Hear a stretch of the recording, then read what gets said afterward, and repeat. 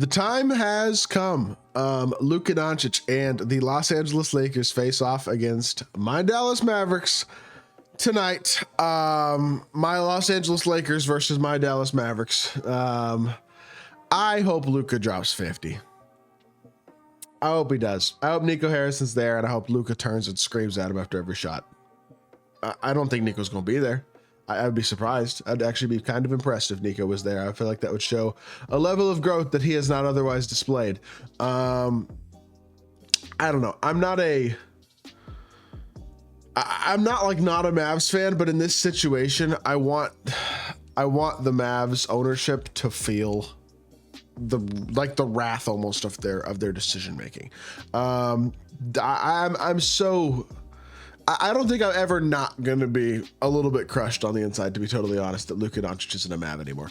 And this is, I hope he sticks it to him, man. Like, I know he has not been great since coming back from his injury with the Lakers. In 4 games, he's played, 24, 23, 33, and 31 minutes. 3 of those 4 games weren't super great.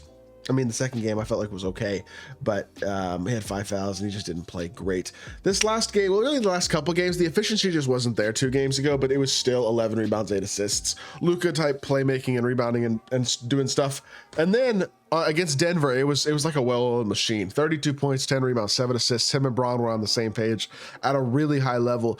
And this was a team that looked really, really good against a very good Denver team. And if they look like that tonight against this Mavs squad with no real verifiable center, I mean, the Mavs still are extremely limited. I don't even think I have their current roster pulled up for what they've been looking like, but let me just pull up a box score real quickly so that we can just take in how beautiful their rotation has been recently. The Mavs will have pretty much, I mean, they'll have PJ Washington as the only actual big on the roster, pretty much. I mean, Kyle Kelly and Moses Brown are also options, but they're not, in my opinion, particularly great options.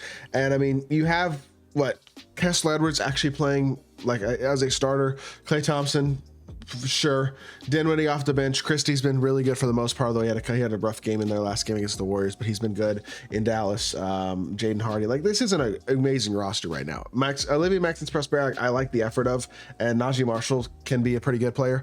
Sometimes I like Najee as well, but the honest truth is right now, you're missing Derek Lively, you're missing Daniel Gafford, you're obviously missing the big man Anthony Davis, and even a Dwight Powell, somebody who has a lot of repertoire with a lot of these guys, especially with Kyrie probably, and some of these other dudes he's played with for a couple of years.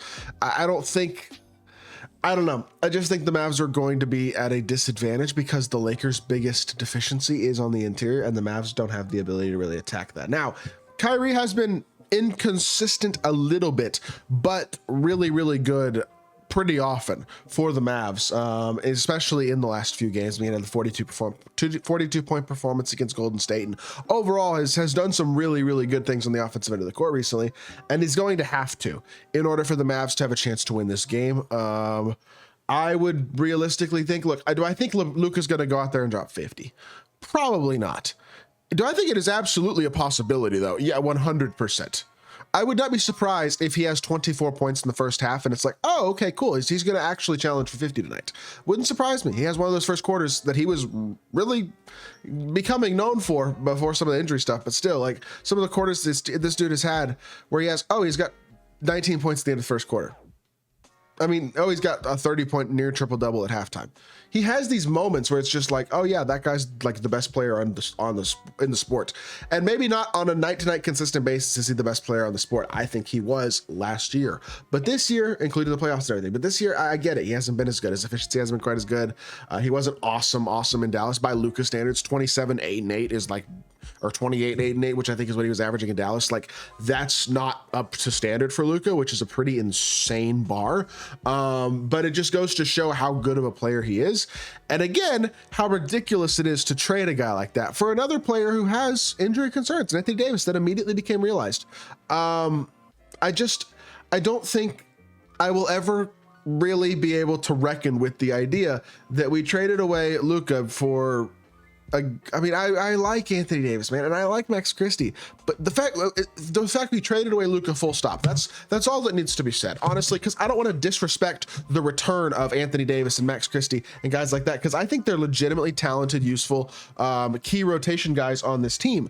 But I mean, Anthony Davis is obviously a lot more than a rotation guy, and Max Christie has the ability to be a very high level rotation player as well. But Anthony Davis is a superstar caliber player when he's fully healthy. It's just, I don't know. As a fan, I want to support the Mavs players, and I will support the Mavs players, but it is hard to support the Mavs right now in this situation. I won't be mad if they get completely creamed tonight, to be totally honest. I really won't. And I think a lot of other Mavs fans feel this way too. Even those like me who are still begrudgingly Mavs fans, despite the ownership, because we like the players and we want to see those guys succeed. And in other circumstances, like, and this is no dig at Kyrie whatsoever, but if this had been a trade that had included Kyrie instead of Luka, it would have been like if it was Kyrie for Anthony Davis straight up or something like that, or even like Kyrie plus something small for Anthony Davis, it'd be like, okay, I understand the thought process. Now, I'm not sure I'd understand for the Lakers at that point, but you don't trade Luka. You don't. And if you do, you let everybody in the league know about it. And you know why they didn't do that? Because they know that the backlash, if they had let that information out, would have destroyed them in a lot of ways. People would have been so mad, as they are now. But before the trade happened, there would have been a riot in Dallas. They wouldn't have been able to trade Luka. I don't know.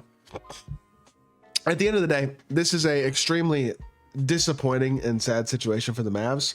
And honestly, a pretty disappointing and sad situation for Luka, which is disappointing. I mean, the guy's been amazing for the city of Dallas. He's become the heart and soul of the city, in a city, and I've said this before on the channel, and I've said this to people as well, but in a city that has been dominated by the Cowboys for so long, Luka was like the biggest star in the city, and I don't think it was really even all that close. He was definitely the heart and soul of Dallas and Dallas sports, and expected to be that for the next 10 to 15 years. Like, remember, Dallas is Dirk, 21 years, one place, like loyalty. That's like what the Mavs were almost like built on in Dallas, at least not at first, but since in my lifetime anyway. That's what the Mavs have been known for. And unfortunately, that is all just gone.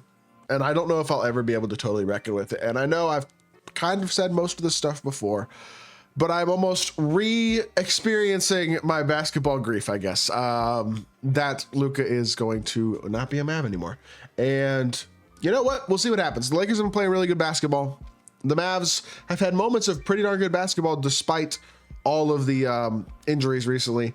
Maybe this will be a competitive game. Maybe this will be a blowout. Maybe Luka will be so psyched up that he doesn't perform, and it's a blowout the other way. Who knows?